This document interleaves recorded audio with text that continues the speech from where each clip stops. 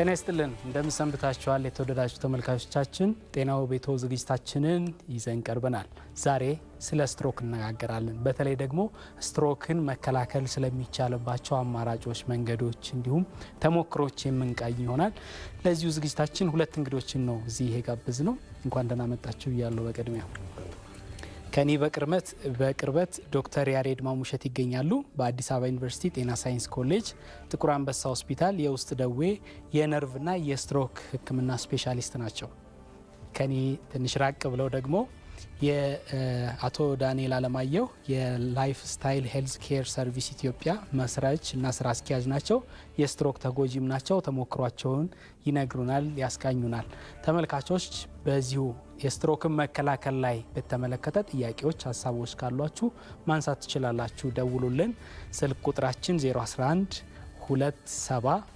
7994 ደግመዋለሁ 011 27 7994 ላይ በመደወል ጥያቄ ሀሳብ ተሞክሮ ማንሳት ማጋራት ትችላላችሁ ሀያት ፈንታው የእናንተን ጥያቄዎች በመቀበል ወደኛ ታስተላልፋለች ወንዶሰን ጥላሁን ውይይቱን እየመራው አብሬያችሁ የምቆይ ይሆናል እስከ ዝግጅታችን ፍጻሜ ድረስ አብራችሁን እንድትቆዩ በአክብሮት እንጋብዛለን ከመልእክት በኋላ ተመልሰን እንገናኛለን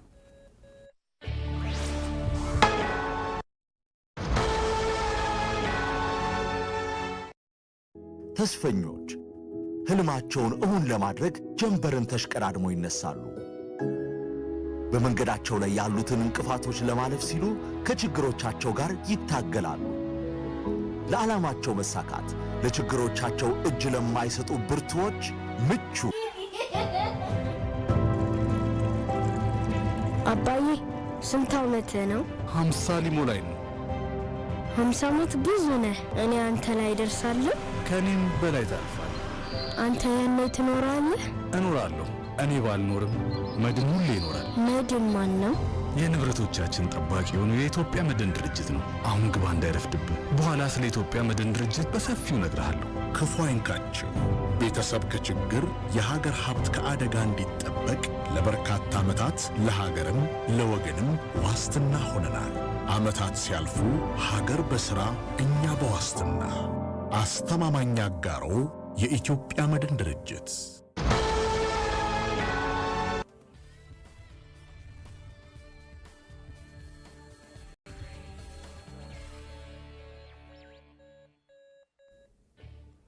ስትሮክ መከላከል ነው የዛሬ የጤናው ቤቶ ዝግጅታችን ዋነኛ ትኩረት ከዚሁ ጋር በተገናኘ እንግዲህ ጥያቄዎች ሀሳቦች ካሏችሁ ማጋራት ይቻላል ስልክ ቁጥራችንን በድጋሚ ያስታውሳችኋለሁ 011 27 7994 ደውሉ ሀሳባችሁን አጋሩን ዶክተር ወደ ስትሮክ እንምጣ እንደው ስትሮክ ምንነቱን እንደው መግለጽ ጥሩ ይመስለኛል እንደው በአማርኛም ከዚህ በፊት ሲተረጉሙት የሰማሁት አንድ ቃል አለ ድንገተኛ አንጎል ምት ሲሉ ሰምቻለሁ እንግዲህ ስትሮክ ያው ድንገተኛ አንጎል ምት እንለዋለን ስትሮክ አንጎል ውስጥ ያሉ የደም ስሮች ችግር ነው እነዛ አንጎል ውስጥ ያሉ የደም ስሮች ወይ ሲዘጉ ወይ ደግሞ ሲበጠሱ አንጎል ውስጥ ያሉ የነርቭ ሴሎች ስራቸውን ማካሄድ ስለማይችሉ የሚፈጠር የጤና ችግር ነው እንግዲህ አንጎል ውስጥ ያሉ የነርቭ ሴሎች ስራቸውን መስራት ሲያቅታቸው የተለያዩ ምልክቶች አካል ላይ ይንጸባረቃል በአብዛኛው ከፍሎ ሰውነትን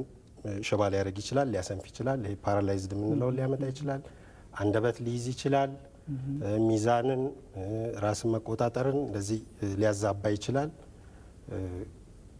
ነፍስ መሳት ውስጥም ሊከት ይችላል ሊገልም ይችላል እና ድንገተኛ ነው ስትሮክ ድንገተኛ ነው ስትሮክ አይገመትም በዚህ ሰዓት ሊመጣ ስለሆነ እስኪ ልጠብቀው አይባልም ድንገት ነው የሚከሰተው እስቲ እንደው ተሞክሮን እንመልከት ዳንኤል እስቲ ይንገሩን እንደው ቆም ብሎ ይታዩልንና ያለውን የቀደም ሲል ዶክተር እየገለጹልን ያለውን ነገርም አብሮ ስለሚያሳይ ብዬ ነው ቆም ብሎ ባኮ ይታዩልን ኦኬ እሺ በጣም ጥሩ በጣም ቆንጆ እንደው ድንገተኛ ነው ተብሏል ድንገት ነበር ያጋጠመው እንዴት ነበር እስኪ ያስታውሱኝ ድንገት ነው እውነት ነው እስቲ አረፍ ብሎ ይንገሩን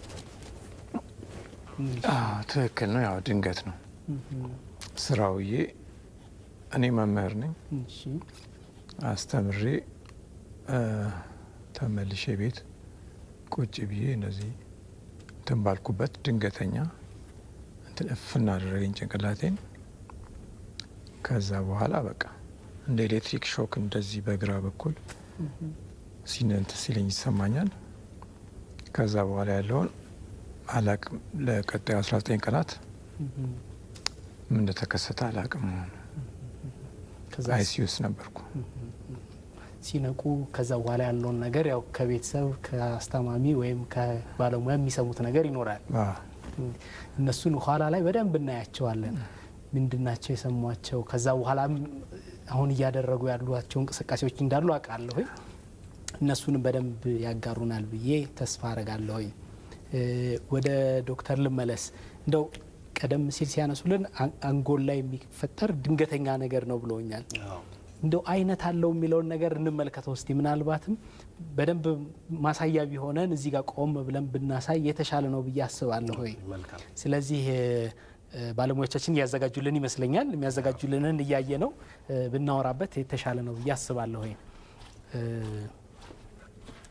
አንጎል ላይ የሚፈጠር ድንገተኛ የሆነ ምት ነው ብለውናል። ድንገተኛ የአንጎል ምት ነው። እንግዲህ ደም ስር ያው በሁሉም የሰውነታችን ክፍል አለ፣ ያው አንጎልም ላይ አለ። እንግዲህ እነዚህ ደም ስሮች ስትሮክ የምንለው ወይ ሲዘጉ ወይ ሲበጠሱ ነው። እዛ ሲበጠስ አንጎል ውስጥ ደም ይፈስና አንጎሉን ይጫነዋል። ሲበጠስ የሚለውን እንመልከተው እስኪ። ይሄ ሲዘጋ ነው እንደው ይሄ ሲዘጋ ነው። እሺ እንግዲህ ሲዘጋ ከተዘጋበት በኋላ ያለው የአንጎል ክፍል በቂ ደም አያገኝም፣ ኦክሲጅንም አያገኝም፣ ምግብም አያገኝም። ከዚህ መልስ ያለው የአንጎል ክፍል ኦክሲጅን ያጣል፣ ምግብም ያጣል። ስለዚህ የአንጎል ነርቭ ሴሎች መሞት ይጀምራሉ። በምንድን ነው ግን የሚዘጋው? እንደው ምንድን ነው የሚዘጋው የሚለው ማየት ጥሩ ይመስለኛል። እንግዲህ በአብዛኛው የሚዘጋው ደም ስር ቀስ እያለ ነው እየተዘጋ የሚሄደው። ስለዚህ መጥበቡ እየጠበበ ይሄድና አንድ ቀን ድንገት የሆነች ትንሽ የሆነች የረጋች ደም በዚህ በጠበበው መሀል ለማለፍ ስትሞክር ትዘጋዋለች። የረጋች ደም ሰውነት ውስጥ ሁል ጊዜ ደም ይረጋል፣ ግን እንደዚህ ካልጠበበ አልፎ መሄድ ስለሚችል ምልክት አያነው። ግን እንደዚህ አቴሮስክሌሮሲስ እንለዋለን። ሰዎች ረጅም ዘመን ትክክለኛ ያልሆነ አመጋገብ፣ እድሜም ሲጨምር፣ ሲጃራም ሲያጨሱ የተለያዩ ምክንያቶች አሉት። ይህን እያጠበበው እየተጋገረ የሚሄድ ቆሻሻ አለ ደም ስር ላይ። ይህ አሁን እዚህ ጋር ቢጫ የምናየው ከቅባትና ከሌሎች ነገሮች የተሰራ ቆሻሻ ነው። ደም ስሩ ልክ ይሄ ቱቦ ጭቃ እንደሚዘጋው እያጠበበው እየዘጋው ይሄዳል እና መጨረሻ ላይ ትንሽዬ ጠባብ ትቀራለች። እሷ ላይ የረጋ ደም መጥቶ ሲጋገር ሙሉ ለሙሉ ይዘጋል። መዘጋት የሚባለው በእንደዚህ አይነት መንገድ የሚሆን ነው። መበጠስ የሚለውን እንመልከተው እስኪ። ቀደም ሲል ሲነግሩ ነበረ በዚሁ አይነት መንገድ ነው የሚሆነው። ይሄኛው ደግሞ እንግዲህ በአብዛኛው ደም ስር እንዲበጠስ የሚያደርገው ደም ግፊት ነው። ለብዙ ዘመናት የደም ስሩን ግድግዳ እያላላው እየጎዳው ይሄድና ቅድም እንዳልነው ድንገት አንድ ቀን ይበጥሰዋል። ሲበጥሰው ያው ደሙ አንጎል ውስጥ ይፈሳል። አንዳንድ ጊዜም በተፈጥሮ ደካማ የአንጎል ደም ስር ያላቸውም ሰዎች አሉ። እንደዛም አይነት ጊዜ ደም ስሩ ሊበጠስ ይችላል እና በአብዛኛው በእነዚህ በሁለት ምክንያቶች ነው። ደም ስሩ ይበጠሳል፣ ደሙ ይፈሳል፣ አንጎሉን ይጫናል። እንደው ቀደም ሲል እንደነገሩን የተለያየ ሰውነት ክፍሎች ላይ የሆነ አይነት ለውጥ ሊኖር ይችላል፣ ሊታይ ይችላል ብለውናል። አንጎላችን መላ ሰውነታችንን የሚያዘው እሱ ነው ይባላል፣ የሚቆጣጠረው ይባላል። የቱ ጋር ምን ሲሆን ነው የትኛው አካል ላይ ችግር የሚኖረው የሚለው እንደው ትንሽ እንመልከት እስኪ። እንደው በዚህ ምስል ብንጠቀም እዚህ ጋር ያለው ሴሬቤለም እንለዋለን። ከታች ያለው የአንጎል ክፍል ይሄ ሚዛንን የሚቆጣጠር የአንጎል ክፍል ነው። ባላንስ ሚዛን የምንለው እና እዚህ አካባቢ ስትሮክ ሲያጋጥም እጅ ፓራላይዝድ ላይሆን ይችላል። ያ ታማሚው ሰው ያንገዳግደዋል፣ ያዞረዋል፣ ሚዛኑን መጠበቅ አይችልም። አንደበቱ ልክ መጠጥ እንደጠጣ ሰው ይኮላተፋል፣ ይያያዛል። ይህንን ያመጣል። በጣም የከፋ ደግሞ ከሆነ ልክ እዚህ ጋር ትንፋሽንና የልብ ምትን የሚቆጣጠሩ መሰረታዊ የምንላቸው የአንጎል ክፍሎች አሉ። ደሙ ያንን ቦታ ይጫነዋል፣ ህይወትም ሊያጠፋ ይችላል።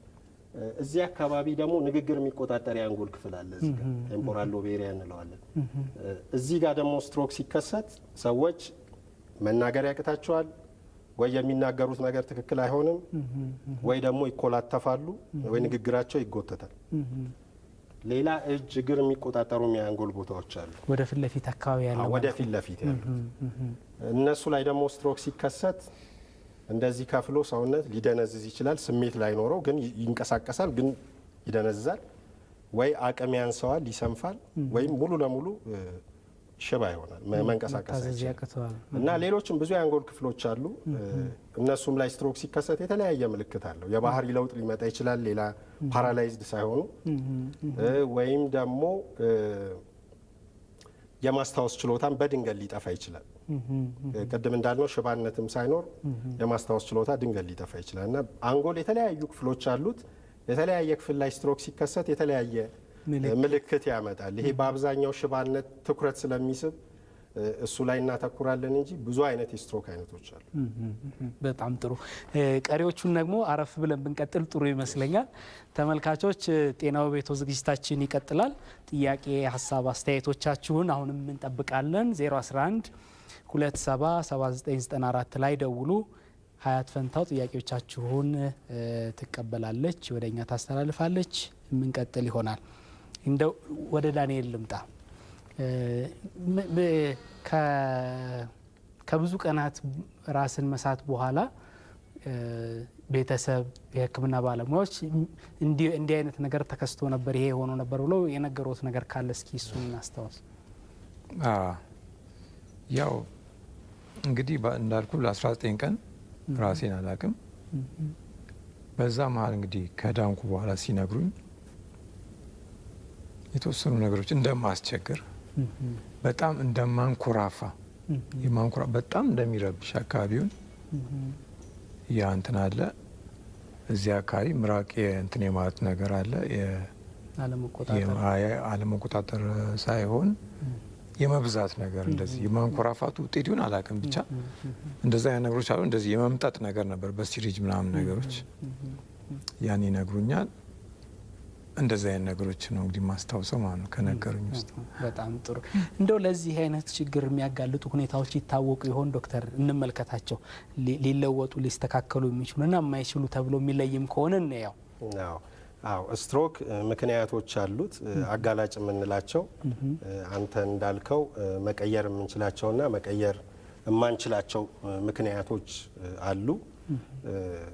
ከ80 እስከ 90% ምክንያቶቹ መቀየር መለወጥ የሚችሉ ናቸው። ቀሪዎቹ ብቻ ናቸው አንድ ሰው ጥረት አድርጎ ብዙ መቀየር የማይችላቸው። አብዛኞቹን ከ80 እስከ 90% መቀየር ይችላል። እንግዲህ ለስትሮክ የሚያጋልጥ ዋነኛ ምክንያት ደም ግፊት ነው። ዓለም ላይ የትም ዓለም ላይ የስትሮክ ዋነኛ አጋላጭ ደም ግፊት ነው። ሌሎችም ምክንያቶች አሉ። ከአቅም በላይ የሆነ የሰውነት ክብደት፣ ውፍረት፣ ሲጃራ ማጨስ፣ የስኳር ህመም፣ በቂ የሆነ አካላዊ እንቅስቃሴ አለማድረግ፣ እነዚህ ለስትሮክ ያጋልጣሉ። ሌላ ከመጠን ያለፈ ጫና፣ ከመጠን ያለፈ ጭንቀትም ለስትሮክ ያጋልጣል። ሌላ አመጋገብ ነው። ተገቢ ያልሆነ አመጋገቦች የምንላቸው አሉ። ቅባትነት፣ ስኳርነት የበዛቸው ምግቦች፣ እነዚህን መመገብም ለስትሮክ ያጋልጣል። እና እነዚህ እንግዲህ መቀየር የምንችላቸው የምንላቸው ስትሮክ አጋላጭ ነገሮች ናቸው። ሌላ እንግዲህ እድሜ ነው። እድሜም ለስትሮክ ያጋልጣል። የሰው እድሜው በጨመረ ቁጥር ስትሮክም እንደዚሁ እየጨመረ ይሄዳል።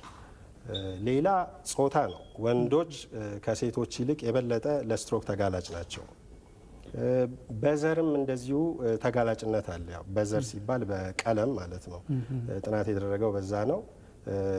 ብዙ ጊዜ አሜሪካ ያሉ ጥቁር አሜሪካውያን፣ ሂስፓኒክ የሚባሉ ዝርያዎች፣ ላቲን አሜሪካኖች እነሱ የበለጠ ለስትሮክ ይጋለጣሉ ከነጮቹ ይልቅ። እንግዲህ በዘር በጾታ እነዚህ እድሜ እነዚህ ብዙ መቀየር የማንችላቸው ምክንያቶች ናቸው እና እነዚህ ናቸው ዋና ዋና የሚባሉት ዋናዎቹ እነዚህ ናቸው። በጣም ጥሩ ዳንኤል፣ ወደ እርስዎ ልመጣ ነው። እንደው ምናልባት ሊነግሩን የሚፈልጉት የሚችሉት ነገር አለ የሚያውቁት የሚያስተውሉት የነበረ እንደው ተጋላጭነቴ በዚህ ምክንያት ሊሆን ይችላል ብሎ የሚገምቱት ካለ? አዎ አሉ፣ በጣም ብዙ ነገሮች አሉ። እንግዲህ እኔ ከህመሙ በፊት ሲጋራ ጭስ ነበር፣ መጠጥ ጠጣ ነበር።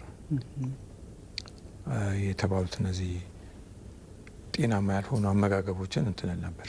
ጨው የበዛበት ምግብ፣ እንደዚህ ፋት፣ ትራንስፋት፣ ቅባት የበዛባቸው ምግቦች ጠቀም ነበር። ምንም ጥንቃቄ የለም በዛ ዙሪያ ማደርጋቸው ጥንቃቄዎች አልነበሩ እና ከዛ ውጪ እንቅስቃሴ ፊዚካል አክቲቪቲ የሚባለው እሱን አላደርግም። ምክንያቱም ያው ጫት ጥቅም ነበር ባይዘ እና ስትቅም ቁጭ ብለህ ነው የምትቅሙ። ለብዙ ሰዓት ትቀመጣለህ በቀን ውስጥ ማለት ነው። ያ እንግዲህ በቂ የሆነ እንቅስቃሴ አታደርግም ማለት ነው እዛ ጋር። ይሄም አንድ ፋክተር ነው ብዬ አስባለሁ። እነዚህ ነገሮች አሉ። ሌላው እንግዲህ ምናልባት ባዮሎጂካሊ የሆነ ነገር ሊኖር ይችላል በያስ በኋላ ላይ ያወቁት ማለት ነው። ከልብ ጋር የተያያዘ ነገር አለ ብዬ አስባለሁ። አንጃይና የሚባል እንትን አለ። ይሄ ስቴብል አንጃይና የሚባል ነገር በኋላ ላይ እንትን ብሏል ታይቷል። እሱም የሆነ ፋክተር አለው ብዬ አስባለሁ። ለዶክተር ተዋሉ እሱ እና እነዚህ ነገሮች ናቸው ብዬ ማስበው በበኩሌ። ስለዚህ ከግል ተሞክሮ ተነስቶ አሁን ደግሞ እያስተማሩ እንደሆነ አውቃለሁ። አዎ ስለሱም እንመጣበታለን፣ እናወራበታለን በደንብ። ይሄንን በእኔ ይብቃ ብሎ መነሳት ትልቅ ነገር ይመስለኛል። እሱም በደንብ እናወራበታለን። እንደው ከዚህ ከአጋላጭ ሁኔታዎቹ ወደዚህ መለስ እንበልና የተወሰኑ ምልክቶች የነገሩን ነበረ ቀደም ሲል ያነሱልን። ምናልባት ሴቶች ጋር ደግሞ የተለየ መልክ እንዳለው እንሰማለን። ቀደም ሲል እንደነገሩን ዶክተር ወንዶች ላይ ነው የበለጠ ተጋላጭነት ያለው ተብሏል። ሴቶች ላይ የሚሆንበት አጋጣሚ ይኖራል። ከምን ጋር በተያያዘ የሚለውን እኔ እስኪ በእርግጥ ሴቶችንም ያጠቃል። ለነገሩ ያው ወንዶችን እድሜያቸው ዝቅ ባለ እድሜ የበለጠ ይጠቃሉ እንጂ ያው ሴቶች ከወንድ ይልቅ ብዙ ረጅም እድሜ ስለሚኖሩ እንደው በቁጥር ግን ሲለካ ብዙ ስትሮክ የሚጋለጡ ሴቶች ናቸው ከወንዶች ይልቅ ረጅም እድሜ ስለሚኖሩ። ግን እንደው ወጣት በምንለው እድሜ ላይ የዓለም የጤና ድርጅት እስከ 65 ዓመት ድረስ ሽማግሌ ወይም እድሜው የገፋ አይልም። ከ65 ዓመት በላይ ነው እድሜው የገፋ ወይም ኤልደርሊ የሚባለው። በነዛ እድሜዎች ውስጥ ወንዶች ተጠቂ ስለሚሆኑ እንግዲህ ሴቶች ለስትሮክ የሚያጋልጧቸው ነገሮች አሉ። ከወንድ የተለዩ የሆርሞን መዛባቶች ለስትሮክ ሊያጋልጡ ይችላሉ። ሌላ ደግሞ ተጨማሪ የሴት ሆርሞኖች ሰውነታቸው ሲበዙ ብዙ ጊዜ በኪኒን መልክ፣ በመርፌ መልክ እነዚህ የሚወሰዱት የጽንስ መከላከያ ኪኒኖች አሁን ያሉት አይደሉም። በፊት ነበሩ። ይሄ ስትሮጅን እና ፕሮጀስትሮን ተብሎ መጠን ልኬታ ነው። አሁን በአብዛኛው እየተስተካከሉ መጥተዋል። እነዚህን ነገሮች እነዚህን ንጥረ ነገሮች እየወሰዱ በተጨማሪ ክብደታቸው ከፍተኛ ከሆነ መጠጥ የሚጠጡና ሲጃራ የሚያጨሱ ሴቶች ከሆኑ እነዚህ ከሌላው ሰው በተለየ ለስትሮክ ይጋለጣሉ እና ሴቶችን ከወንዶች ለስትሮክ የሚያጋልጣቸው ይሄ የሆርሞኑ ሁኔታ ነው። አብዛኛው እንግዲህ የተለየው ነገር እሱ ነው። መልካም፣ በጣም ጥሩ። ዳንኤል ወደ እርሶ ልመጣ ነው። ከግል ተሞክሮ ተነስተው ትምህርት ቤቶች ላይ ልጆችን እያስተማሩ እንዳሉ እንሰማለን፣ እናውቃለን። ስለሱ ጉዳይ እንመለሳለን። ስልክ አስተናግደን እመጣለሁኝ ይሄንን ጉዳይ። ሄሎ ጤና ይስጥልን። ሄሎ ጤና ይስጥልን። ጤና ይስጥልኝ። ጤና ይስጥልኝ። እንዴት ዋሉ? እግዚአብሔር ይመስገን። እሺ፣ እስኪ ጥያቄ፣ ተሞክሮ ማጋራት የሚፈልጉት ነገር ካለ ይቀጥሉ። እኔ ልጄ 6 አመቱ ነው እና አሁን አጠገባችሁ ካለ ሰው ጋራ ተመሳሳይ ነው። የአንድ እጁ ከእሳቸው ጋር ይመሳሰላል። እንደገና በእግሮቹ አይቆምም፣ አይናገርም እና መጀመሪያ ሲጀምረው እንደ መደንገጥ አይነት ስሜት ነበር። የሆነ ድንጋጤ አይነት ስሜት በዛው ራስን እንደ መሳት አድርጎ ነው የጀመረው። እድሜው ስንት ነው ያሉ? በድጋሚ ግለጹልን እስኪ። እድሜው 6 አመት ነው። 6 አመት ነው። አመት ከ6 ወር ላይ ነው የጀመረው።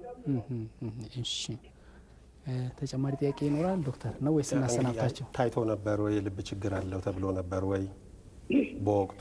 አዎ ሕክምና የዘውዲቱ ሆስፒታል ኤፒሌፕሲ ነው ያለኝ። አንድ ጊዜ መጀመሪያ እንደጀመረው ጊዜ እንደሰማው ነው እና ፌኖባርቢቲዮን ይወስዳል 30 ግራም ጠዋትና ማታ እንጂ የልብ ችግር የለውም።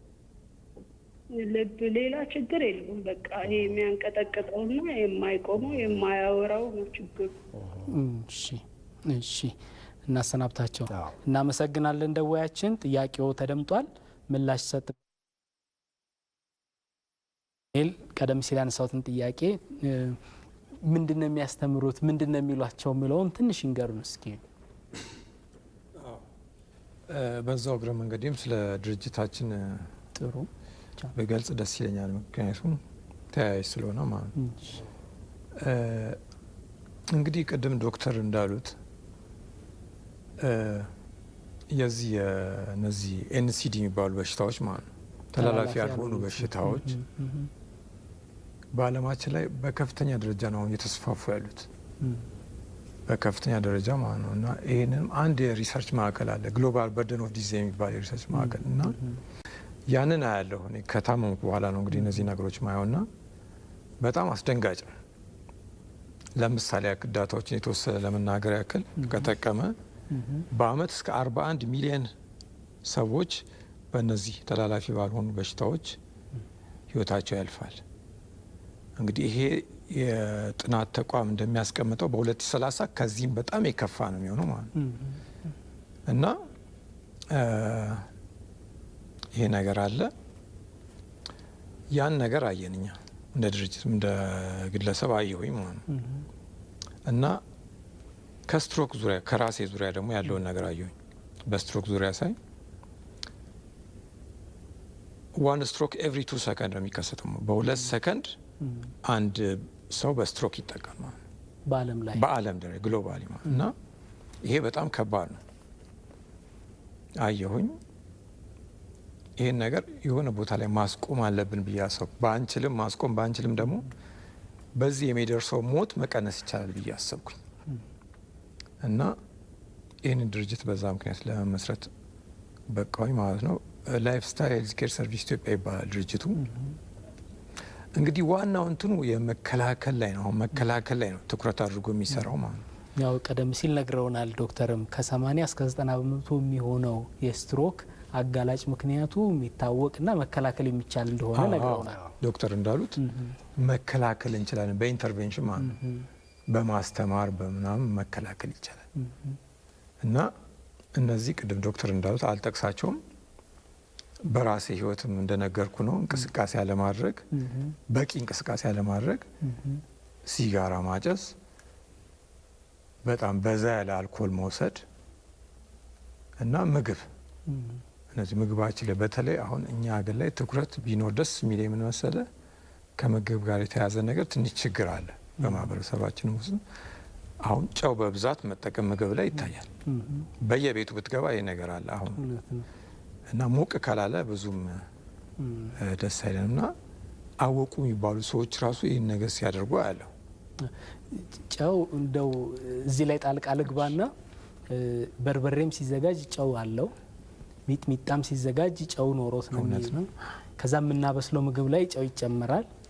ብዙ ነው ማለት ነው አይደል? በጣም ብዙ እና እነዚህ ጨው ይጨምሩበታል። ልክ ነው እንደዚህ እና ጨውና እነዚህ ቅባት ነገሮች በብዛት እንጠቀማለን። በጣም ጎጂ ነው ይሄ፣ በጣም ሪስክ አለውና እነዚህ ነገሮች እንዳልኩ ነው የምናስተምረው እንግዲህ እኛ። ምክንያቱም እንዳልኩ በኢንተርቬንሽን መከላከል ይቻላል ዶክተር እንዳሉት አይደል?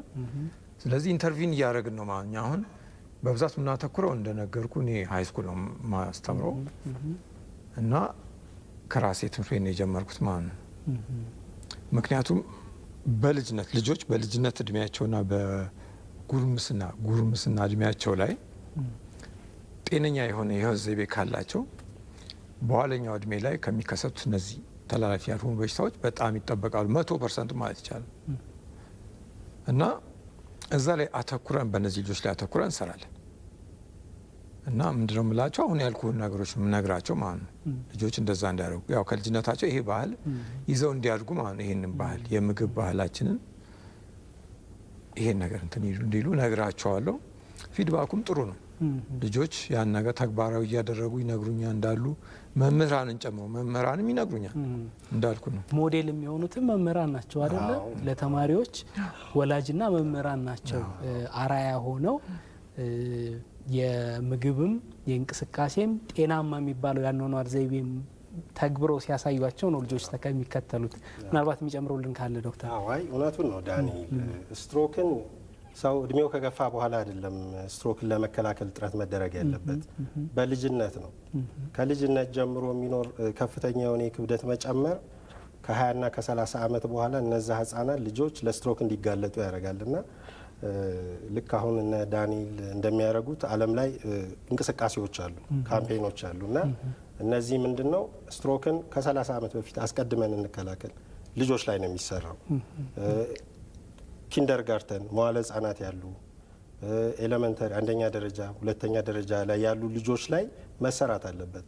አመጋገባቸውን ጤናማ እንዲያደርጉ፣ ክብደታቸው እንዳይጨምር፣ ከዛውም ጋር አብሮ ግብረ ገብ ብዙ ጊዜ ለስትሮክ የሚያጋልጡ ባህሪያት አሁን ቅድም ዳንኤል እንዳለው ሲጃራ ማጨስ፣ ሀሽሽ መሳብ፣ አልኮል መጠጥ፣ ሺሻ መውሰድ፣ አልኮል መጠጥ እኛ ሀገር ብዙ የለም እንጂ ይሄ ኮኬን፣ አምፊታሚን የሚባሉ እጾችም አሉ።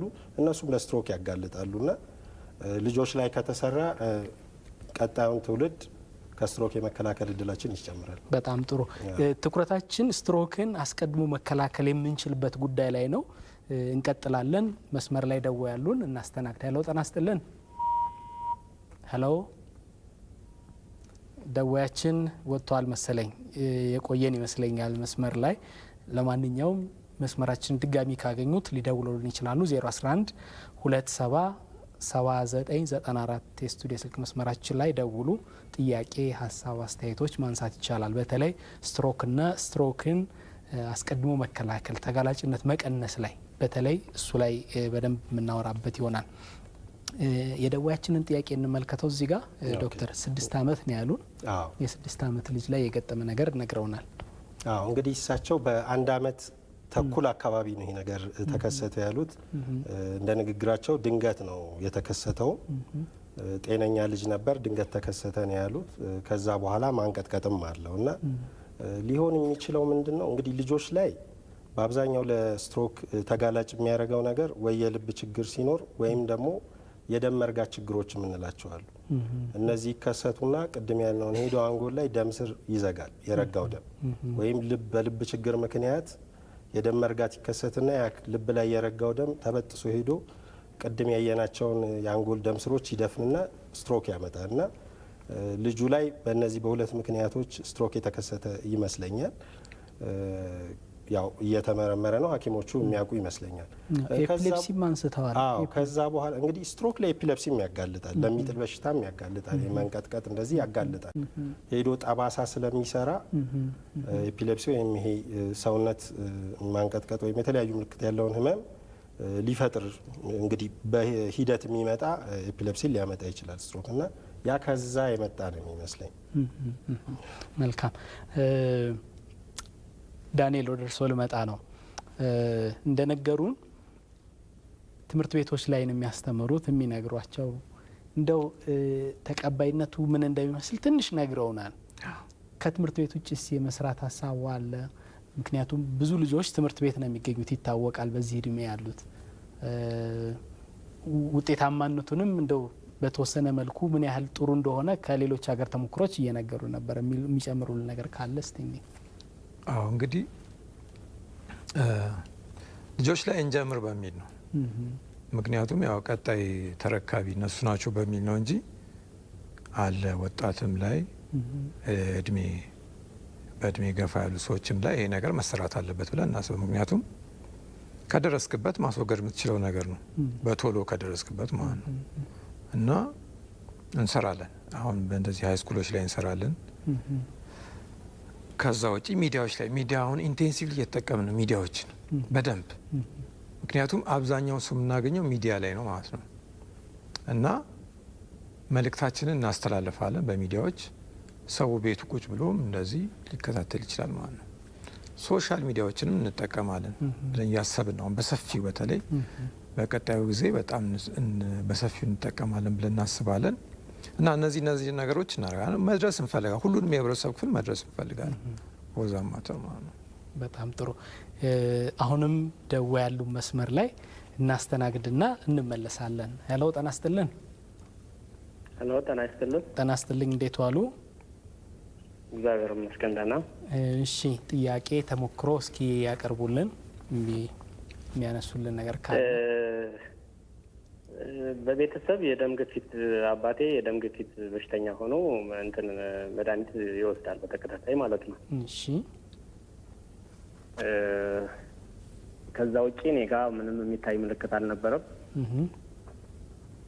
እና አንዴ ተኝቼ በነበረበት ሰዓት ከሌሊቱ 7 ሰዓት ምናምን አካባቢ ድንገት ከፍተኛ የሆነ ህመም ይሰማኝና ሕክምና ሄዳለሁ። እሺ እና ሕክምና ሄጄ ቼክ ሲደረግ ግፊቴ 150/120 ነው የተገኘው ንባብ። በቀጥታ መድኃኒት እንዲጀምር ነው የተደረገው። እሺ እና የተለያዩ መድኃኒት እንትን መጀመሪያ የጀመርኩት መድኃኒት አምሎዲምፒቴን ነበር። እሱ ትንሽ እግሬ አካባቢ የማሳበጥ ምናምን ባህሪ አመጣና ዶክተሮችን ሳማክር ወደ ኮዳቫን ቀየሩልኝ። እሱንም እየወሰድኩኝ ደም ስሬ ላይ እንደዚህ አንዳንዴ ልክ በመድፌ ስሪንጅ ደም ናሙና ሲወሰድ አይነት ስሜት ጠቅ የሚያደርግ አይነት እንትን ህመም ይሰማኛል። ከዛ እንደገና ደግሞ ይህንንም ሳማክራቸው ሌላ መድኃኒት ቀየሩልኝና ሎዛርታንት መውሰድ ጀመርኩኝ። መጨረሻ ላይ በምግብና በኤክሰርሳይዝ ማስተካከል አልችልም ወይ እንዴት በዚህ እድሜ መድኃኒት መውሰድ አይከብድም ወይ እድሜ ልክ ምናምን ብዬ ሳማክራቸው እስኪ ቼክ እያደረግን በጣም ከወረደ መተው ትችላለህ ምናምን የሚል አቅጣጫ ተሰጠኝ ከሐኪሞቹ። መጨረሻ ላይ ተውኩት መድኃኒቱን ማለት ነው። እና አልፎ አልፎ የሆነ የህመም ስሜት የሆነ እጄን እንደዚህ ለማጠፍ ስሞክር የሆነ እንትን ማለት ነገር ከበዴ ማለት ነገር እዚህ ማጅራቴ አካባቢ ያዝ የማድረግ ነገር ምናምን ሲመጣ ዝም ብሎ በባህል ምናምን አንዳንዴ እንደዚህ እኮ ጥሩ ነው የሚባል ነገር አለ እና የሞሪንጋ ሻይ መውሰድ ጀመርኩኝ። እሱን በተደጋጋሚ በጣም ሶስት ምንድነው የሆነው እንትኑን የህመም ስሜቱ ተስተካከለ። ግን ተኝቼ ቆይቼ ስነሳ ወዲያው እንደ ከመኝታዬ እንደተነሳው የምቆም ከሆነ ያዞረኛል ምናምን ነገር እና እንደ ይሄ ነገር ከመድኃኒቱን ከማቋረጤ ጋር ተያይዞ ወደ ስትሮክ ይወስደኝ ሆኖ የሚለው ስጋት ውስጤ ስላለ አጋጣሚ ከፕሮግራሙ ጋር ስለተገናኘልኝ ነው የደወልኩት። እሺ ምናልባት እድሜ ሊነግሩን ይችላሉ? በዚህ እድሜ ብለው ሲገልጹ ነበርና እንደው መናገር ከፈለጉ እድሜው 37። እሺ በጣም ጥሩ። እሺ እናመሰግናለን። ጥያቄው ተደምጧል። ምላሽ ይሰጥበታል። ሊከታተሉን ይችላሉ። እሺ እሺ እንግዲህ የእሳቸውን ጥያቄ ካፍታ በኋላ ተመልሰን ብንቃኝ የተሻለ ነው የሚሆነው። ተመልካቾች ጤናው ቤቶ ዝግጅታችን አሁንም ይቀጥላል።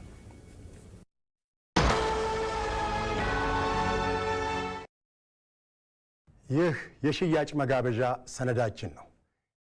የፍሊንትስቶን ሼሮች ወደ ገበያ ከመሰራጨታቸው በፊት ገዢ፣ ሻጭና ባለድርሻ አካላት ለገበያ ስለቀረቡት የአክሲዮን ሽያጮች እኩል መረዳት እንዲያገኙ ሕግን መሰረት አድርጎ የተዘጋጀ ዝርዝር መረጃ የያዘ ሰነድ ነው። ይህ ሰነድ የተዘጋጀው በአዲሱ የንግድ ሕግ 1243 እና በካፒታል ገበያ አዋጅ 1248 መሰረት ነው። በንግድ ሕጉ አንቀጽ 447 መሰረት የድርጅቱን የፋይናንስ ዝርዝር መረጃ አካቶ ይዟል። በተጨማሪም በካፒታል አዋጁ አንቀጽ 2 ዝባር 56 የተገለጸውን የመጋበዣ ሰነድ ትርጉም ያሟላ ነው። ይህ የሽያጭ መጋበዣ ሰነድ የድርጅቱን የአክሲዮን ሽያጭ ያብራራል። ደንበኞች በአክሲዮን ሽያጭ ላይ ያላቸውን ጥያቄ መረጃዎች አካቶ ይዟል። ሕጋዊ ሰውነት፣ አመራርና መዋቅር፣ የአክሲዮን ሽያጭ ዝርዝር መግለጫ፣ የፍሊንትስቶን አሻራዎች። ይምጡ። የ30 ዓመት ድርጅት በ500 ብር ይግዙ። 8188 ላይ ደውሉ። ፍሊንትስቶን የእናንተ።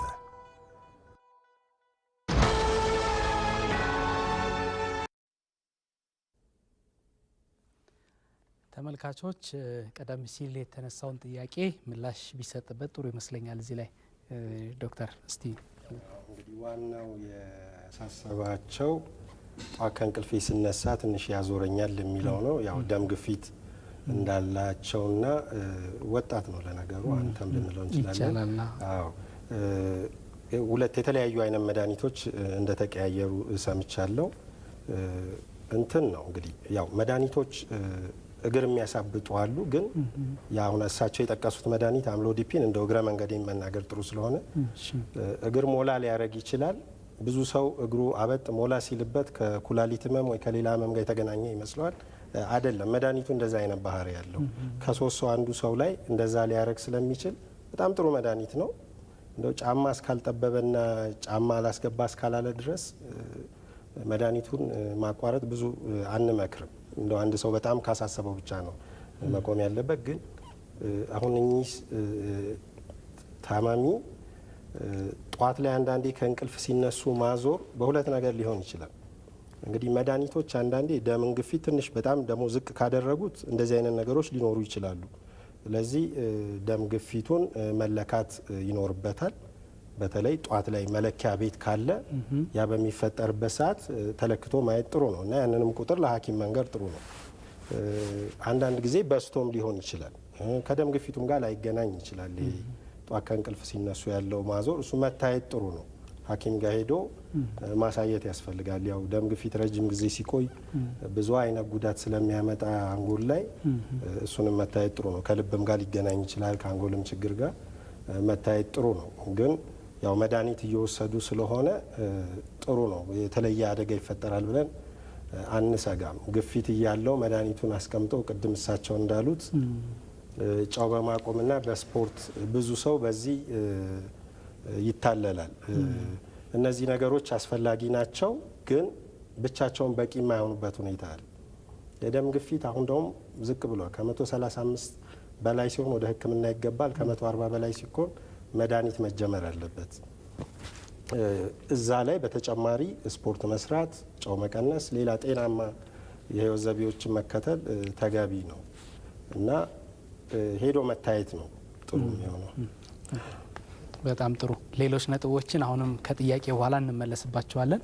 መስመር ላይ ደዋ ያሉን ሄሎ፣ ጤና ይስጥልን። ሄሎ፣ ጤና ይስጥልን። መስመር ላይ ያሉ ይሰማዎታል? ምናልባት ቴሌቪዥን ካልተዘጋ መደማመጥ ይቸግራል። እሺ፣ እንዴት ዋሉ? ቴሌቪዥን ዘግተዋል? አው ቀንሼዋለሁ በጣም። እስኪ ይዝጉት። ቢዘጋ ነው የተሻለ የሚሆነው። ይዝጉትና ይቀጥሉ እስኪ። ዘግቻለሁ። ጥሩ፣ ይቀጥሉ እስኪ። መተዋወቅ እንችል ይሆን? እሺ፣ ጆሮዬን ጆሮዬን ያመኛል፣ በጣም ይጮህብኛል።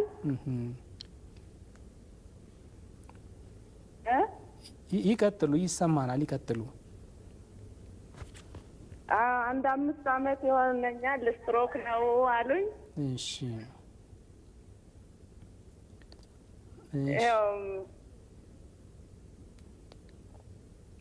ይቀጥሉ፣ ይቀጥሉ። ከዛ ቀን የሚጮህብኝ ምንም እረፍት የለኝም። አንዳንዴን ባላንስን መቆጣጠር አልችልም። እሺ፣ ይቀጥሉ። እያዳመጥን ነው። ይቀጥሉ። ማደርግ ነው የሚሰለኝ ነው። ግን ዶክተሩ ተስፋ የለሽም፣ አንዱ ጆሮ አይሰማም፣ አንዱ ጆሮ ይሰማልኛል፣ ለአንዱ ተጠንቀቂ ነው ያለኝ። እሺ፣ እሺ። በቴሌቪዥን እየሰሙ ስለሆነ ትንሽ መደማመጥ ይቸግራል። ያነሱልን በቂ ነው ይመስለኛል። እድሜ ስንት ይሆናል እናታችን? ግፊትም አላቸው። አቤት። እድሜ ስንት ይሆናል? እድሜ ሲጀምረኝ 58 ይሆነኛል። እሺ፣ እሺ። ጥሩ። ግፊት እንዳለ ይታወቅ ነበር? ይጠይቋቸው ዶክተር። ግፊት ነበረዎት ወይም አሁንም አለ?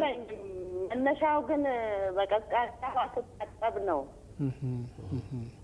አሁን እድሜዎት ስንት ነው? አሁን እድሜዎት ስንት ነው?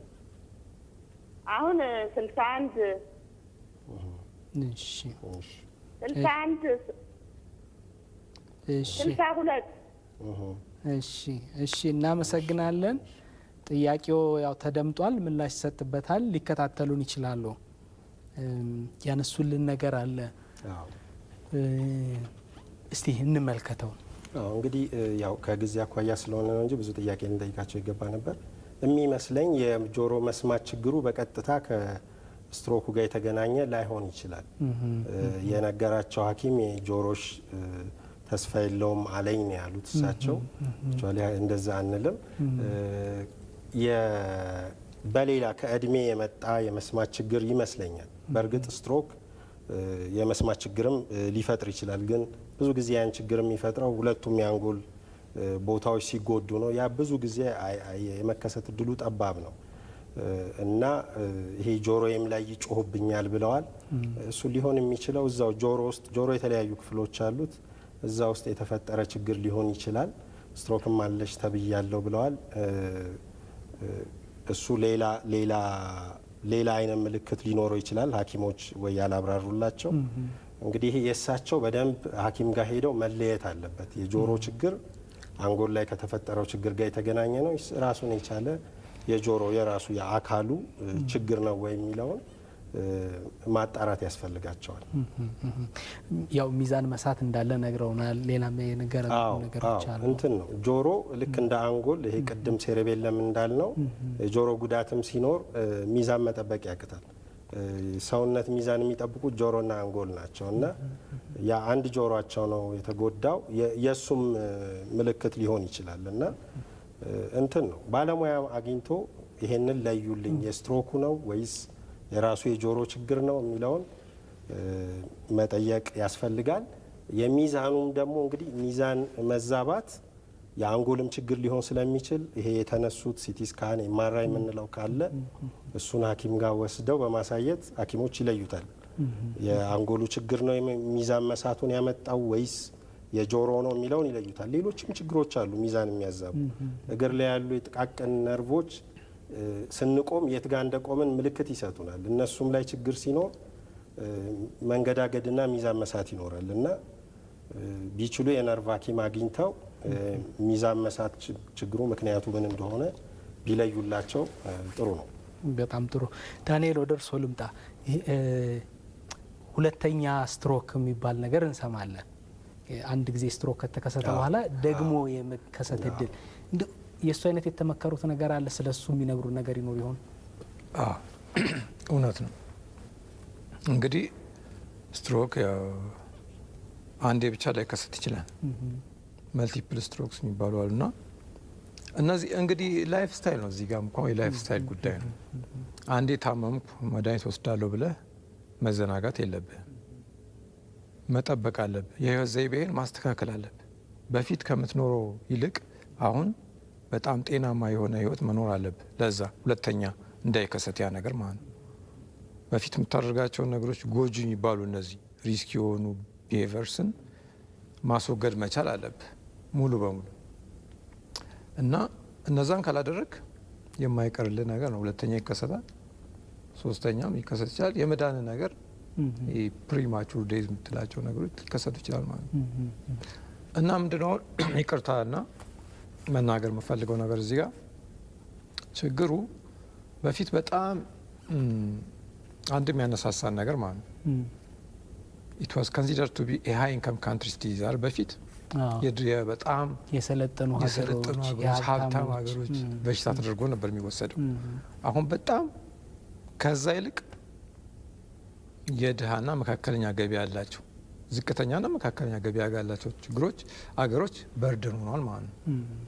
በፊት እዚህ ዝቅተኛ ይሄ አነስተኛና መካከለኛ ገቢ ያላቸው ሀገሮች ችግር ተደርጎ የሚወሰደው እነዚህ ተላላፊ የሆኑ በሽታዎች ናቸው በብዛት ማለት ነው። በዛ ነው የሚታወቁት። አሁን ተገልብጦ እነዛ አሁን የተሻለ የህይወት ዘይቤ እንትን እያሉ ሲሄዱ እኛ ይሄ ዌስተርናይዝድ የሆነ ምግብ እነሱ የተዉትን ምግቦች እኛ አሁን ገና እንደ አዲስ የጀመርን ነው። እንደውም ጫናው የሚባለው ድርብርብ ነው የሚባለው።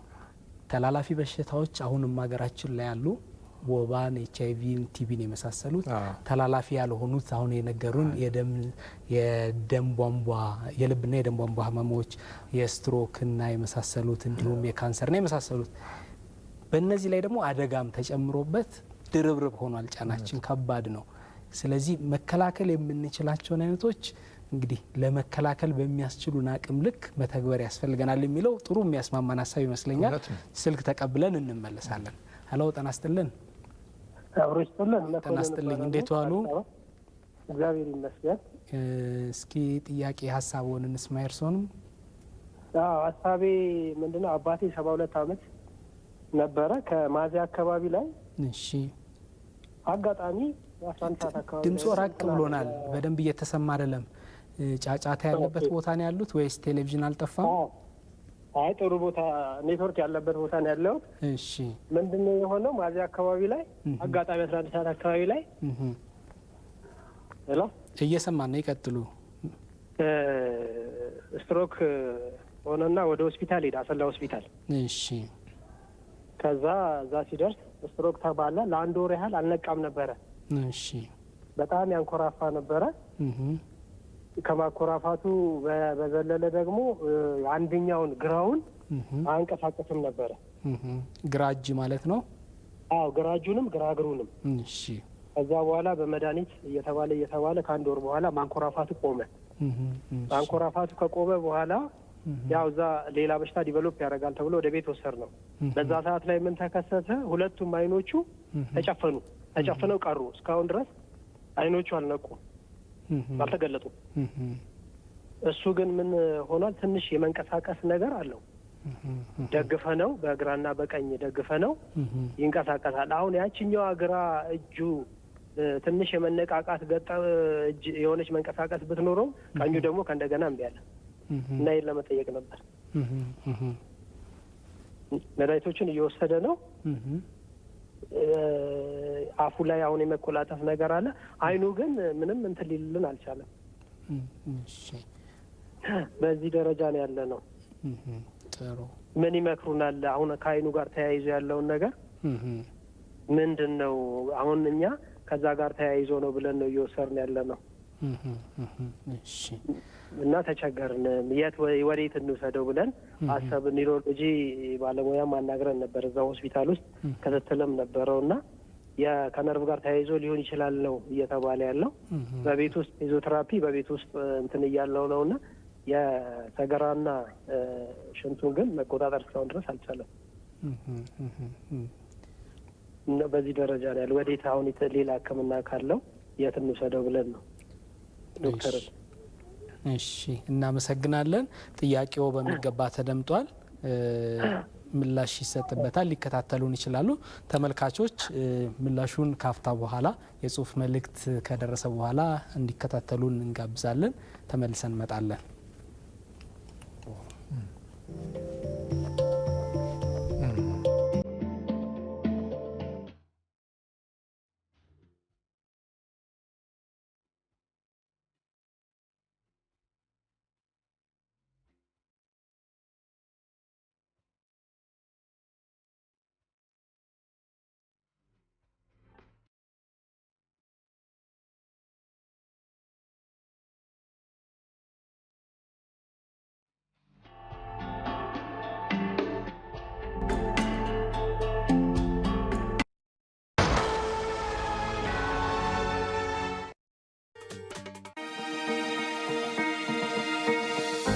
ወራትን ዓመታትን ሲወልዱ ወገን ለለውጥ ሀገር ለአዲስ ቀን በትኩረት ሲተጋ ለነገ ህልሙ ዛሬ ላይ ሲደክም ሩቅ አስቦ ቅርብ እንዳያድር የሚሰሩ እጆች አመድ እንዳያፍሱ የነጋዴውን የባለ ሀብቱን የአባወራውን የእማወራን አደራ ተረክበን ለወገን መከታ ሆነን ከቆምንበት መንደር ሀገር ወገን ተቀይሮ ስናይ ኩራት ይሰማናል።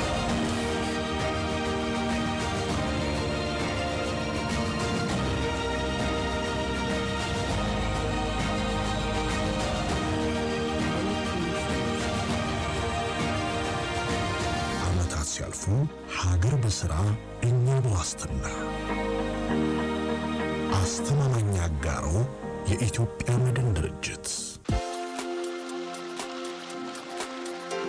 የሰው ጸጋው የሥራ ዋጋው ሥራን ያከበሩ በሥራ ከበሩ። በጥንካሬ ተግተው በላባቸው ወዝ የሚደምቁበት ሥራ የሰው ልጆች ውበት። ለወርቃማ ዜግነት ሥራን ሰርቶ ግብር መክፈል ጀግንነት። ጊዜው እጅግ ዘምኗል፣ ጉዳዩ ቅርብ ሆነዋል። ሥራውን እየከወኑ ጊዜውን ሳያባክኑ በቀላሉ ግብሩን በቴሌብር ይክፈሉ። ከሥራ ብዙ ቴሌብር ሌላም አዲስ ነገር። ያዘዟቸው ዕቃዎች ወደብ ሲደርሱ ከሥራ ገበታው ሳይንቀሳቀሱ የጉምሩክ ቀረጥ ክፍያውን በቴሌብር ይጨርሱ። ቴሌብር ከ23 ባንኮች ጋር ትስስር ፈጥሯል። ከባንክ አካውንት ወደ ቴሌብር ገንዘብ በማስተላለፍ የክፍያ ሂደቱ ቀሏል። የቴሌብር ሱፐር አፕ መተግበሪያን አውርደው ይጠቀሙ ወይም ኮከብ 127 መሰላል ይደውሉ። የሀገር ውስጥ ግብር እንዲሁም ወደ ሀገር ውስጥ ለሚያስገቧቸው ዕቃዎች የሚጠበቅቦትን የጉምሩክ ቀረጥና ታክስ በቴሌብር ይክፈሉ። በመላው ኢትዮጵያ ሥራን በክብር የጉምሩክ ቀረጥና ግብር በቴሌብር። ኢትዮ ቴሌኮም።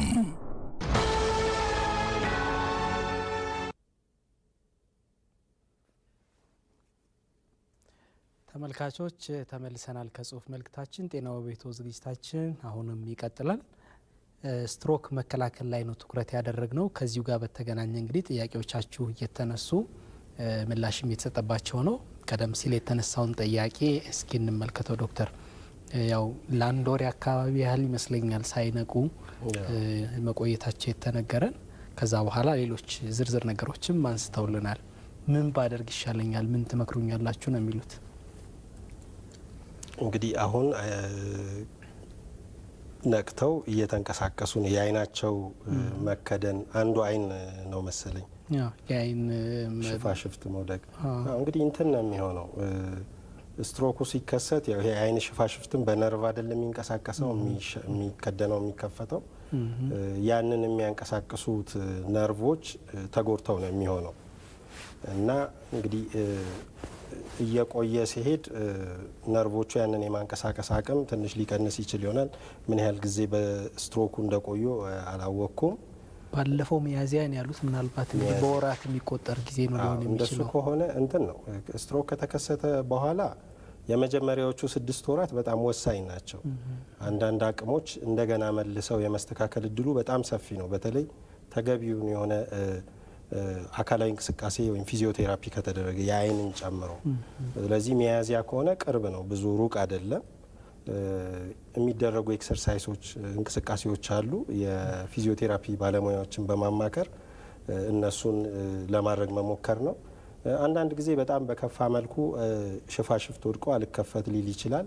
እንግዲህ ያ ሌላ ቀዶ ጥገና ፕላስቲክ ሰርጀሪ የምንለው በቀዶ ጥገና አንዳንድ የመከፈት እንትኖችን ማስተካከል ሊቻል ይችላል እና አሁንም ለሳቸውም የምመክረው ባለሙያ ጋር ሄደው የነርቭ ሐኪም ጋር ይህን ነገር እንደሌላ አድርገው ብለው በግልጽ ያችን ነገር መጠየቅ ያስፈልጋል። ግን ሊደረጉ የሚችሉት ሚያዝያ ስለሆነ ቅርብ ስለሆነ እንቅስቃሴውን፣ ልምምዱን፣ መድኃኒታቸውን ሳያቋርጡ ፊዚዮቴራፒውን ይቀጥሉ፣ ባለሙያም ያማክሩ። ስለዚህ የቤተሰብ ድጋፍና እገዛ በጣም ወሳኝ ይሆናል በእንደዚህ አይነት ጊዜ። በጣም ያለ መቋረጥ የሌለባቸው የሕክምና ሂደቶች ይኖራሉ፣ የፊዚዮቴራፒን ጨምሮ ሌሎች ነገሮች። ስለዚህ በእነዚህ ጊዜ የሚደረጉ ነገሮች ለውጥ እንደሚያመጣ ያው እንግዲህ ዳንኤልም ምስክር ናቸው አይደለም? ባይዞ እዚህ ጋር አሁን አድማጫችን ያሉት ነገር እኔም ላይ እንደነበረ ተነግሮኛል። ቅድም ከጠየቀኝ እንትኖች ውስጥ አንዱ እሱ ነው። አይኔ ተከድኖ አይከፈትም፣ እንደዚህ አልገልጠውም ነበር። ወደ መጨረሻዎቹ አካባቢ ነው በቃ እንደዚህ ልክ 19ኛው ቀን 19 ቀን አልኩም፣ ወደ 19ኛው ቀን አካባቢ ትንሽዬ እንደዚህ መግለጥ ምናምን ጀምርኩ። ይከብደኝ ነበር ለመግለጥ ራሱ በእንትን ነው በግድ ነው እንዲህ የምገልጠው እና ያ ነገር አለ ማለት ነው። ስለዚህ ተስፋ ሳይቆረጥ በተደጋጋሚ የሆኑ የሚያስፈልጉትን ሕክምናዎች ፊዚዮቴራፒውን እንደገና ደግሞ ይሻለኛል የሚለው ከውስጥ ያለ ተነሳሽነት የስነ ልቦና ዝግጁነትም ምናልባት ለውጦች ሊያመጡ የሚችሉ ከሆነ እሱም ላይ ሀሳቦች ቢሰጡ ጥሩ ይመስለኛል። ጥሩ ነው። ባይዞ እዚህ ላይ እንግዲህ እኔ ስላለፍኩበት ፊዚዮቴራፒ ባይዞ የመጀመሪያው 1 አመት ከበሽታው ከህመሙ በኋላ የመጀመሪያው 1 አመት ፊዚዮቴራፒ በጣም በጣም በጣም ወሳኝ ነው። በጣም እና አንዱ ድርጅታችን ማለት ነው የሚሰራቸው እንትኖች ከስትሮክ ሰርቫይቨሮች ጋር በተያያዘ ከስትሮክ ተጠቂዎች ጋር በተያያዘ የምንሰራቸው ስራው ምንድን ነው? አሁን በዚህ ጊዜ ማለት እዚህ ዴይዝ ፊዚዮቴራፒ መስራት በጣም ከባድ ነው፣ ወጪው ማለት ነው። እና እንዳልኩ ደግሞ በጣም ወሳኝ ነው። የ1 አመቱ ይመስለኛል ዶክተር ጨምሮ እና ወደ ነበርክበት እንትን ሙሉ በሙሉ ባትመለስም በጣም በተወሰነ ደረጃ በጣም የመሻሻል እንትን አለው እና እንደነገርኩ ነው 1 አመት ከሰራው ወደ ስራ ነው የተመለሱት። ቀጥታ መምህር ነኝ ያለው ልክ 1 አመት ፊዚዮቴራፒ ሰራሁኝ። ከዛ ወደ ስራ ተመለስኩ። ያን ባልሰራ ላይሆን ይችላል ይገምታለሁ። እና አሁን ያን ነገር ማስቻል ነው። አቅም የሌላቸው የበሽታው ተጠቂዎች ይኖራሉ። እንግዲህ እንትኖችን አሰባስበን ዶኖሮችን አስቸግረን እንደዚህ ምናምን ብለን የ1 አመት ቢያንስ የ1 አመት የፊዚዮቴራፒ ወጪያቸውን መሸፈን ነው አንዱ ስራችን ማለት እና ምን ልል ነው በጣም ወሳኝ ነው። ፊዚዮቴራፒ ወሳኝ ነው። ማንም የስትሮክ ተጠቂ ያን ነገር ከመስራት ወደ ኋላ ማለት የለበትም። ባይዞ ላይፍ ታይም ነው። ህይወት በሙሉ መደረግ ያለባቸው ነገሮች መደረግ አለባቸው። ሙሉ የምታደርገው ነገር እንቅስቃሴው እኔ አሁን እጄ ጠዋት ስነሳ እንደዚህ አድርጌው ብዙ ጊዜ ወደ ታች ወደ ላይ አድርጌው ነው የምወጣው።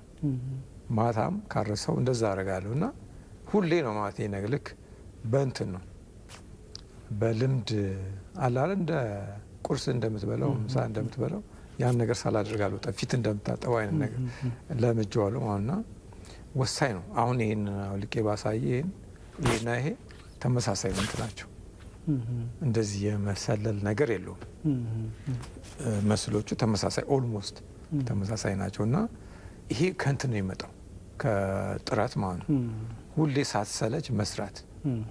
ሌላው የጭንቅላ ጉዳይ ነው። ባይዚ ጠንካራ መሆን አለብህ። ዋንስ ከተከሰተ በኋላ ወደ ኋላ መመለስ የለብህም። በቃ ወደፊት ነው ማየት ያለብህ። እኔ ከተከሰተ በኋላ እንዳልኩ በቃ ተከሰተ፣ ምንድነው ማድረግ ያለብኝ ብዬ ነው ያሰብኩት። እኔ የምችለው ምንድነው? ከእኔ የሚጠበቀው ምንድነው? ማስተማር ጥሩ ነገር እየሰሩ ነው። ሙያው አስተማሪ ስለሆኑ ያስተምራሉ። ሌላ ልምድን ማጋራት እንደዚህ ለህዝብ ፊት ወጥቶ በሚዲያ ሰዎች እኔ ይሄ ገጥሞኛል ሌሎቻችሁ ብትማሩ ብታውቁበት ብሎ መናገርም ትልቅ ነገር ነው። በእውነት የሚበረታታ ነው። አስቀድሞ የመከላከሉ ላይ የመከላከል ማለት እንደኔ እንዳይሆኑ ማለት እኔ እዚህ ጋር ያን ነገር አልፌበታለሁ።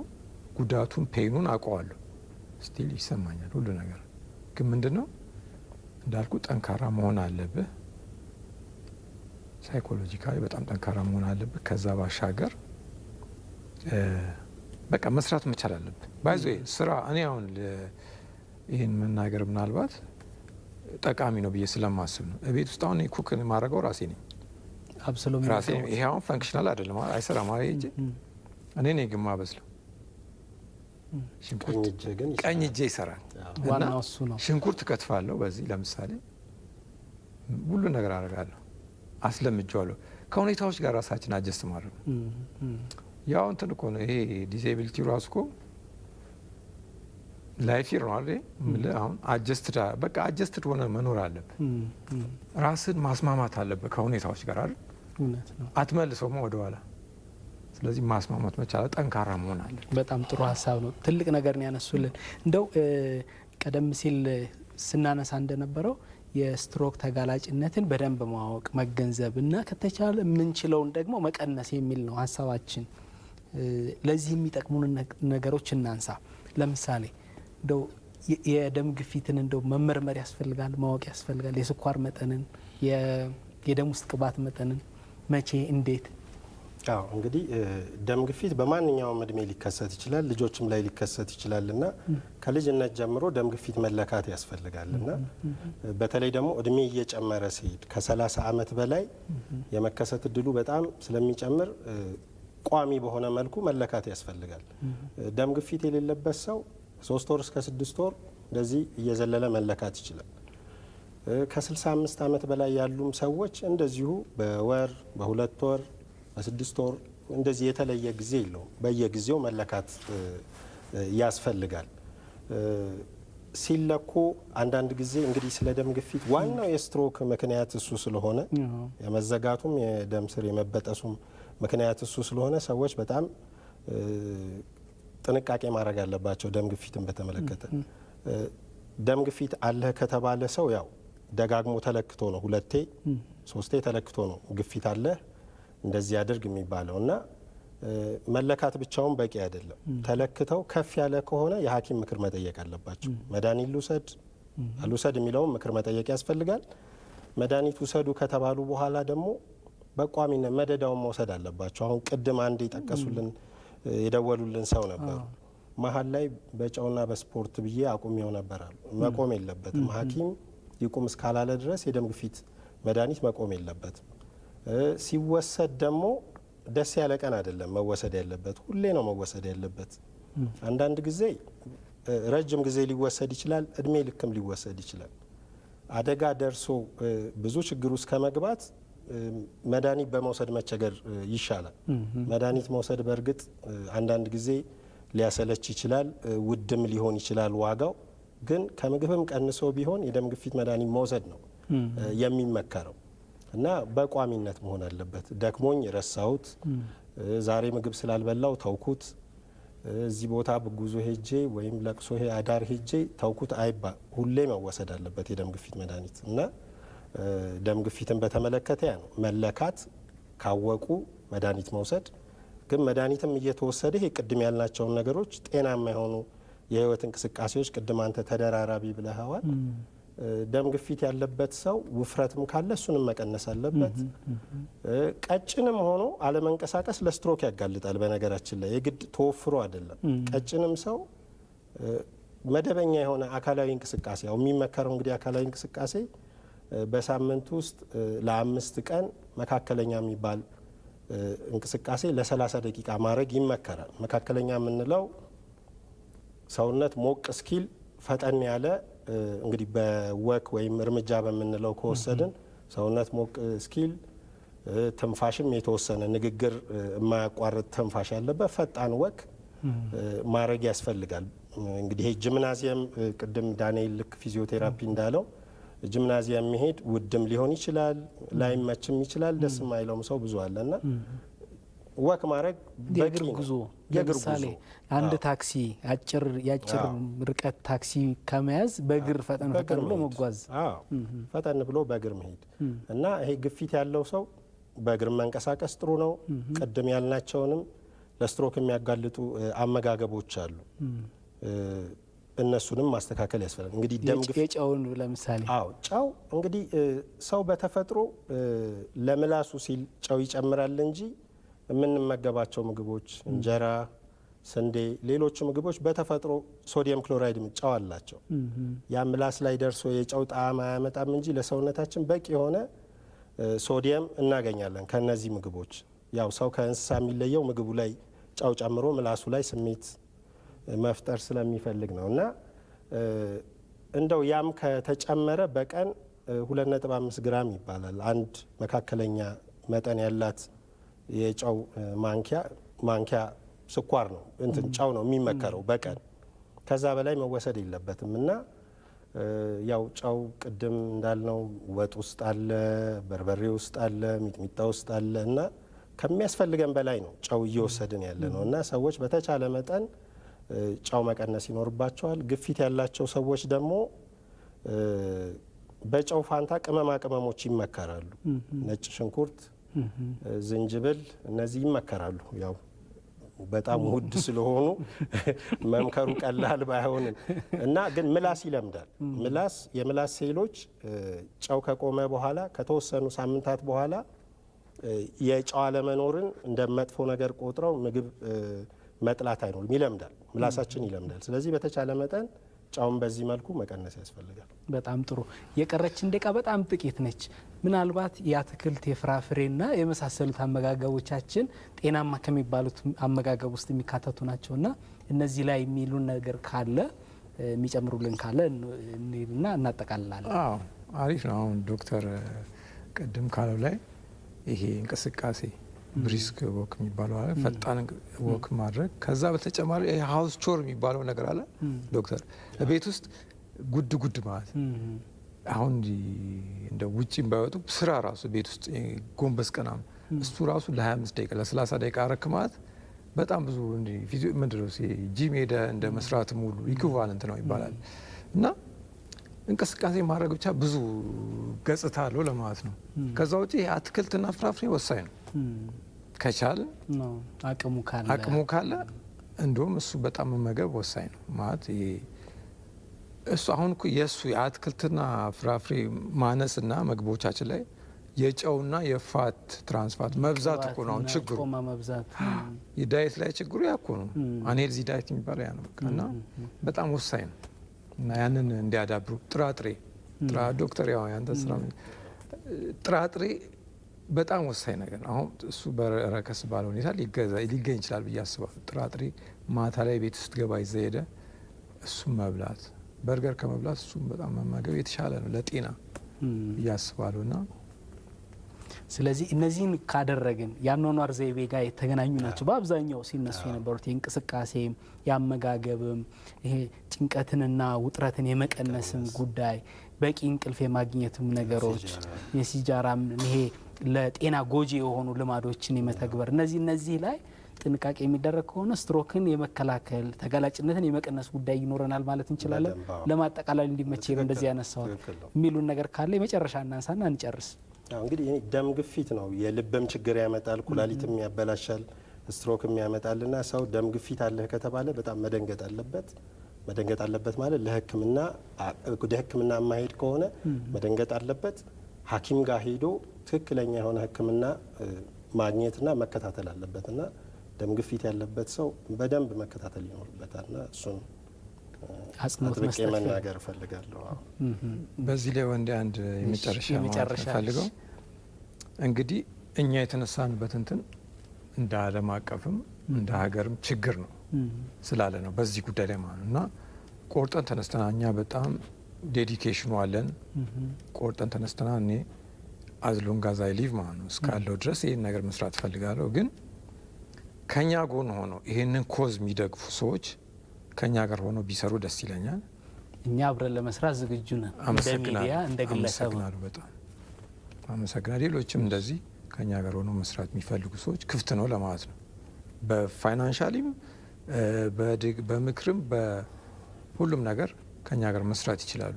ስለዚህ ክፍት ነው የሁላችንም ይሄ ሶሻል ሪስፖንሲቢሊቲ ነው ብዬ አስባለሁ። እኔ ዝም ብዬ በቃ ታመምኩኝ ቁጭ ብዬ አስተምሬ ምናምን መግባት እችላለሁ እና መጨረሻ መሞት እችላለሁ። ግን ምንድነው ማድረግ እንችል ለቀጣዩ ጄኔሬሽን ጤናማ የሆነ ረጅም እድሜ ለማህበረሰባችን ለማበርከት ይሄ ኃላፊነት አለብን። ስለዚህ ሁሉም ተባበር ብዬ አስባለሁ። በጣም ጥሩ። ስትሮክን ለመከላከል ተጋላጭነትን ለመቀነስ የሁላችንም ድርሻ ይፈልጋል። እኔ በግሌም እንደ ተቋምም ዝግጁ መሆናችንን ገልጫለሁ። እንቀጥላለን፣ እንሰራለን። ይሄ ነገር የሀገራችን ችግር የማይሆንበት ደረጃ እንዲደርስ የቻልነውን ጥረት እናደርጋለን። በጣም አመሰግናለሁ በእውነቱ እዚህ ስለተገኛችሁ ሁለታችሁም ሙያዊ የሆነ ልምዳችሁን እንዲሁም የግል ተሞክሯችሁን ስላጋራችሁን እጅግ አመሰግናለሁ። ዶክተር ያሬድ ማሙሸት በአዲስ አበባ ዩኒቨርሲቲ ጤና ሳይንስ ኮሌጅ ጥቁር አንበሳ ሆስፒታል የውስጥ ደዌ የነርቭና የስትሮክ ስፔሻሊስት፣ እንዲሁም አቶ ዳንኤል አለማየሁ የላይፍ ስታይል ሄልዝ ኬር ሰርቪስ ኢትዮጵያ መስራችና ስራ አስኪያጅ እንዲሁም የስትሮክ ተጎጂ ናቸው። እዚህ ስቱዲዮችን በመገኘት ስለ ስትሮክና ስትሮክን ስለመከላከል በቂ የሆነ ሙያዊ ማብራሪያ ስለሰጣችሁን እናመሰግናለን። ተመልካቾች የዛሬው ዝግጅታችን ይህን ይመስላል። ሳምንት በሌላ ዝግጅት እንጠብቃችኋለን። እስከዚያው በሰላም በጤና ቆዩን። አመሰግናለሁ።